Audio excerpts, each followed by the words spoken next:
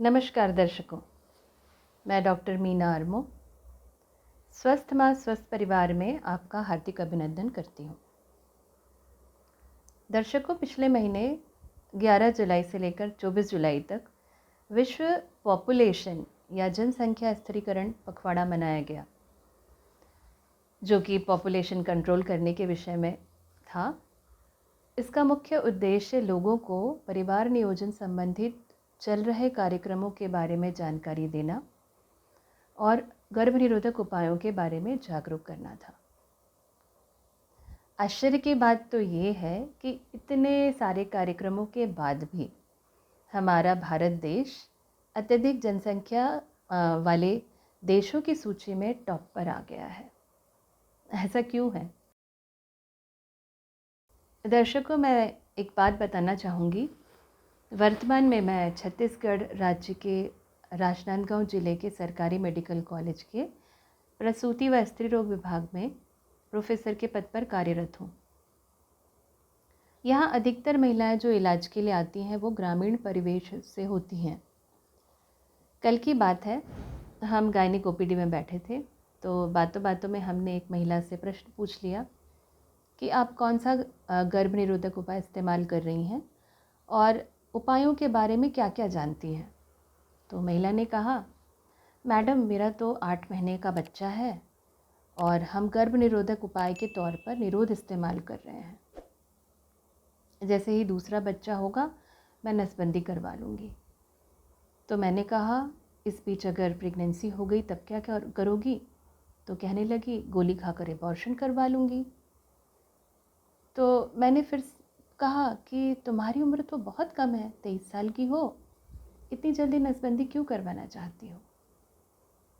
बच्चे थोड़े बड़े हो जाएं फिर करवा लेना, कॉपर्टी इस्तेमाल कर लो।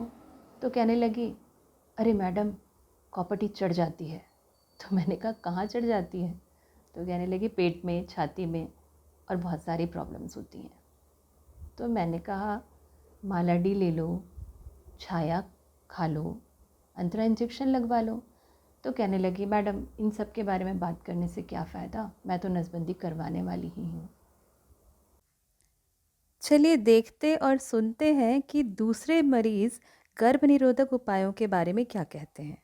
आइए। आपने गर्भावस्था से पहले किसी गर्भ निरोधक उपायों का इस्तेमाल किया था? नहीं, पहला बच्चा इस्तेमाल किया। अच्छा, ठीक है। पहले अभी इसके बाद आप कुछ इस्तेमाल करने का सोच रहे हैं? उसको बाद में सोचेंगे।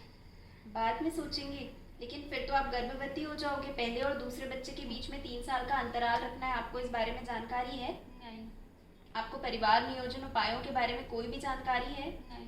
क्या आपने कॉपर टी, अंतरा, माला एन इन सब के बारे में कभी सुना है? नहीं। नहीं सुना आपने कहीं से भी? नहीं सुना। अच्छा, गर्भावस्था से पहले आपने किसी गर्भ निरोधक उपायों का इस्तेमाल किया था? जी नहीं, ऐसा क्यों? मुझे पता ही नहीं था उन सब चीज़ों के बारे में। अच्छा, आपको परिवार नियोजन के उपायों के बारे में कोई जानकारी नहीं है? नहीं। आपने कॉपर टी का नाम नहीं सुना है कभी? नहीं, सुना तो था कि उसमें ब्लड बहुत ज़्यादा है बोल के सुनी थी, उसी वजह अच्छा। से मैंने यूज नहीं किया। आपने सुना है कि कॉपर टी लगाने से खून बहुत। ये आपका कौन सा बच्चा है? अच्छा, आप गर्भावस्था से पहले किसी गर्भ निरोधक उपायों का इस्तेमाल कर रहे थे? जी नहीं, क्यों ऐसा? क्योंकि मेरे को नहीं पता मैं क्या लेते हैं क्या नहीं। तो अच्छा, आपको परिवार नियोजन उपायों के बारे में कोई जानकारी नहीं है? नहीं है मैम, वो पट्टी के बारे में। तो दर्शकों, आपने देखा कि हम गर्भ निरोधक उपायों के बारे में जानना नहीं चाहते, कम जानते हैं और सुनी सुनाई बातों पर भरोसा करते हैं। तो इसी श्रृंखला में मैं आपको उन सभी गर्भ निरोधक उपायों के बारे में बताने जा रही हूँ जो सरकारी अस्पतालों में निःशुल्क उपलब्ध हैं। सबसे पहले बात करते हैं कॉपर टी 380A की। सभी गर्भ निरोधक उपायों में यह सबसे कारगर उपाय माना गया है। इसमें 380 मिलीग्राम कॉपर होता है और यही कॉपर बच्चा नहीं होने देता। यह एक से दूसरे बच्चे के बीच अंतराल के लिए बहुत अच्छा विकल्प है। यह 10 साल की सुरक्षा देता है। एक स्वस्थ महिला माहवारी बंद होने के दिन से 12वें दिन के बीच कभी भी कॉपर टी लगवा सकती है। महिला डिलीवरी के तुरंत बाद या 48 घंटे के अंदर, सिजेरियन के दौरान या गर्भपात के तुरंत बाद भी कॉपर टी लगवा सकती है। दूसरा है मल्टी लोड यानी कि कॉपर T375। यह कॉपर T380A की तरह ही होता है। यह सुरक्षा 5 साल के लिए देता है। बाकी सभी बातें कॉपर T380A की तरह ही हैं। बात करते हैं माला एन गोलियों की। इसे कंबाइन ओरल कॉन्ट्रासेप्टिव पिल भी कहते हैं क्योंकि इसमें 2 हार्मोन होते हैं, ईस्ट्रोजन और प्रोजेस्टेरॉन। इसमें कुल 28 गोलियां होती हैं। पहले की जो 21 गोलियां होती हैं वो हार्मोन्स की होती हैं और आखिरी काली गोलियां आयरन की होती हैं। इसे माहवारी के पहले दिन से शुरू किया जाता है। रोज़ 1 गोली रात को लेनी होती है। एक पैक ख़त्म होने के बाद तुरंत बाद दूसरा पैक शुरू किया जाता है, यानी कि बीच में कोई अंतराल नहीं होना चाहिए। नवप्रसूताएं अर्थात जो महिला डिलीवरी के बाद बच्चे को दूध पिला रही है वो 6 महीने तक माला एन का इस्तेमाल ना करे क्योंकि ये दूध के द्वारा बच्चे के शरीर में जाता है। हाँ, 6 महीने के बाद जब शिशु बाहरी आहार लेने लगता है उसके बाद ये महिलाएं माला एन शुरू कर सकती हैं। अब बात करते हैं छाया गोलियों की। इसमें कोई हार्मोन नहीं होता अर्थात ये स्टेरॉइड फ्री गोलियां हैं। एक पैक में 8 गोलियां होती हैं। महिला को शुरू के 3 महीने 1 गोली हफ्ते में 2 बार लेना होता है। जैसे यदि आपने सोमवार को लिया है तो अगली गोली गुरुवार को। चौथे महीने से हफ्ते में केवल 1 गोली पर्याप्त होता है। पहली गोली माहवारी के पहले दिन से ही लेना चाहिए। इसके साइड इफ़ेक्ट्स बाकी गोलियों की तुलना में काफ़ी कम होते हैं। अंतरा इंजेक्शन, यह नवप्रसूताओं अर्थात जिनकी डिलीवरी हुई है और बच्चों को दूध पिलाती हैं उनके लिए एक अच्छा विकल्प है। साथ ही सिकल महिलाओं के लिए भी अच्छा माना गया है।